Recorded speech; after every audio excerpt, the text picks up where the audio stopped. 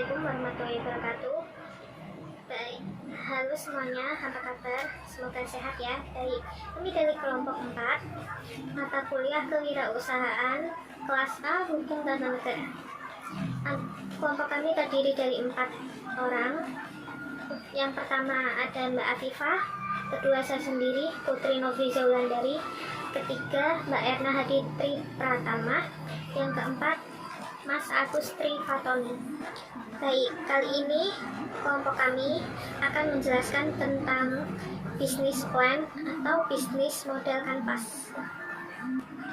Bisnis model kanvas atau bisa disingkat dengan BMC ialah suatu kerangka kerja yang membahas model bisnis dengan disajikan dalam bentuk visual berupa kanvas lukisan agar dapat dimengerti dan dipahami dengan mudah. Model ini digunakan untuk menjelaskan, memvisualisasikan, menilai, dan mengubah suatu model bisnis agar mampu menghasilkan kinerja yang lebih optimal. BMC atau Business Model Canvas dapat digunakan untuk semua jenis bisnis tanpa terbatas sektor usahanya. BMC sangat membantu untuk mempercepat proses analisis kekuatan dan kekurangan bisnis. Dengan mengetahui kekuatan dan kelemahan, maka analisis kebutuhan dan profit dapat dilakukan dengan cepat dan efektif. Dari bisnis kami sendiri yaitu BMC Buket dan Hampers. Kenapa namanya Buket dan Hampers? Karena produk yang kami jual berupa buket dan hampers. Bahan yang digunakan untuk buket dan hampers ini ada beberapa, yaitu snack, kerudung, dan lain-lain tergantung request dari. Belum penjelasan mengenai value proposition atau customer segment dan yang lainnya, saya bakal bahas sedikit dulu mengenai buket dan hampers ini. Kata hampers mengacu pada bahasa Inggris yang berarti keranjang. Di Inggris, istilah hampers lebih erat dengan keranjang anyaman yang berukuran besar dan digunakan untuk mengangkut barang atau makanan. Istilah ini berubah di benua Amerika. Di Amerika Serikat, istilah hampers dipakai untuk merujuk pada keranjang untuk pakaian yang akan dicuci. Jadi hampers mempunyai makna barang yang dimuat dalam wadah sebuah keranjang. Tapi kebanyakan sekarang ini orang-orang menjual hampers itu menggunakan wadah yang seperti kardus-kardus kecil untuk kayak orang kayak orang memberikan sebuah kado kepada teman-teman yang lain menggunakan kardus-kardus kecil-kecil yang biasanya diisi oleh baju, entah buku, dan lain-lain sebagainya. Hampers dalam pengirimannya harus dipisah dengan barang lain karena tidak boleh berbenturan dengan barang lain dan tidak boleh rusak. Hampers sendiri juga punya kesan lebih personal, intim, dan dekat karena biasanya dikirimkan pada hari raya atau hari-hari khusus tertentu dan menggunakan kartu ucapan. Berikutnya pengertian snack buket, yaitu rangkaian snack atau yang bisa disebut snack buket, kumpulan beberapa jenis snack atau makanan ringan yang biasa dipadukan dengan bunga, boneka, ataupun yang lainnya dengan disusun dalam bentuk yang kreatif. Snack buket biasa dirangkai untuk kebutuhan seperti kado, hadiah, bingkisan, suatu acara yang dipandang istimewa, spesial seperti hari ulang tahun, pernikahan, acara kelulusan atau wisuda, peringatan Valentine, dan acara penting lainnya. Buket dan hampers. Key partners yang pertama adalah agen snack, yang kedua pabrik penghasil kain buket, yang ketiga toko ATK, dan yang keempat adalah supermarket. Customer segment yang pertama adalah anak muda usia 17 sampai 29 tahun, dan yang kedua adalah anak-anak usia 5 tahun sampai 12 tahun. Customer relationship yang pertama adalah aktif di media sosial seperti WhatsApp, Instagram, Facebook, dan TikTok. Yang kedua adalah memberikan diskon atau promo. Yang ketiga, WA dilayani dengan fast response agar pembeli tidak menunggu terlalu lama. Dan yang terakhir adalah memberikan gift pada setiap pembeli. Saya Erna Haditri Pratama. Di sini saya akan memperlihatkan beberapa produk kami secara detail, di mana pada foto di bagian atas merupakan hampers.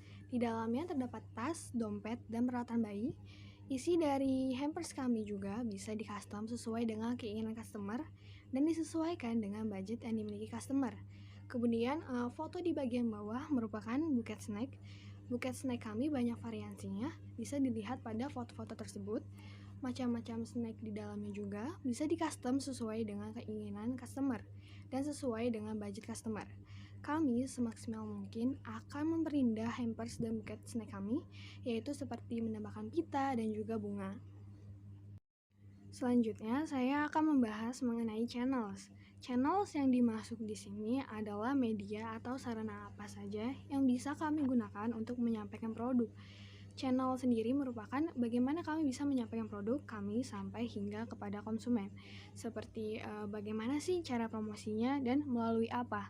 Nah, di sini kami menggunakan 2 channels, yaitu yang pertama penjualan secara offline dan yang kedua yaitu online. Di mana penjualan offline-nya yaitu melalui toko offline yang berlokasi di tempat produksi. Dan yang kedua yaitu penjualan online yaitu melalui berbagai sosial media seperti WhatsApp, Instagram, Facebook, dan kami juga memiliki marketplace yaitu Shopee. Pembahasan selanjutnya yaitu key activities atau aktivitas yang dijalankan. Key activities sendiri merupakan aktivitas yang berhubungan dengan produktivitas bisnis yang berkaitan dengan sebuah produk di mana kegiatan utamanya adalah menghasilkan proposisi nilai. Seperti apa saja sih aktivitas yang dijalankan dalam memproduksi hampers dan buket ini dan dari mana sampai mana. Nah, aktivitas pertama kami yaitu membuat list kebutuhan customer terlebih dahulu. Kemudian kami membuat buket snack dan hamper sesuai dengan kebutuhan. Setelah itu kami melakukan promosi di media sosial melalui WhatsApp, Instagram, Facebook, dan aktivitas yang terakhir yaitu kami mengirim produk ke customer. Materi selanjutnya akan disampaikan oleh Mas Agus. Waktu dan tempat saya persilahkan. Lanjut ke slide yang ke-10, yaitu key resource atau fasilitas perencanaan dari perusahaan. Yang pertama dari kelompok kita yang hampers ini membutuhkan juga karyawan. Jadi ada beberapa karyawan yang memang sengaja memasarkan produk dari kita gitu. Dan yang kedua, snack yang sesuai dengan keinginan. Jadi ada seseorang yang berpesan itu bisa sesuka hati untuk request jenis jajan apa yang akan ditaruh di situ. Dan yang kedua, isi hampers sesuai dengan keinginan ini tadi, bahwasanya pemesan bisa sesuai dengan keinginannya. Alat pembuatannya apa saja, yaitu yang pertama gunting, lem pita, wrap, dan juga door slack. Yang terakhir yaitu box dan lain-lain, dan terkadang juga sesuai dengan pesanan. Slide yang selanjutnya yaitu kebutuhan pengeluarannya, yaitu dari bisnis ini membutuhkan karyawan juga untuk mengerjakan. Terkadang juga banyak pesanan, tidak harus 1 atau 2, tapi juga kadang ada banyak gitu. Jadi minimal terkadang butuh teman kerja yang juga sangat banyak. Dan selanjutnya snack dan kain buket. Isi hampers apa saja, termasuknya yang tersedia itu isi jilbab, tas, dan pernak-pernik.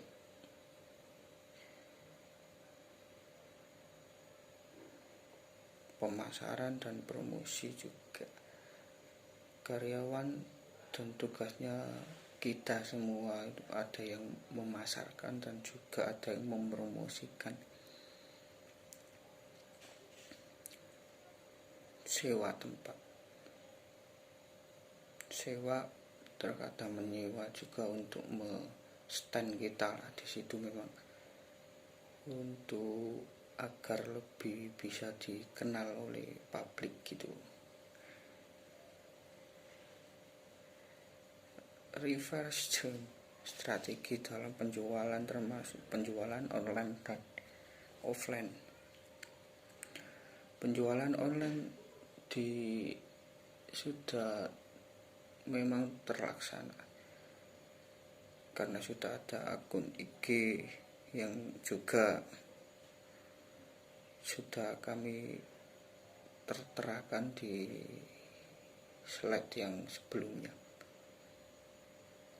Dan penjualan offline bisa kita gambarkan seperti kita memesan kepada Mbak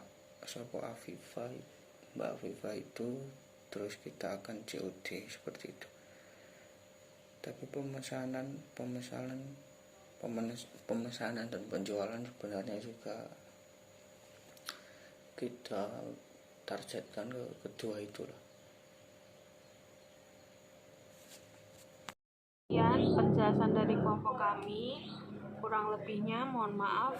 Assalamualaikum warahmatullahi wabarakatuh.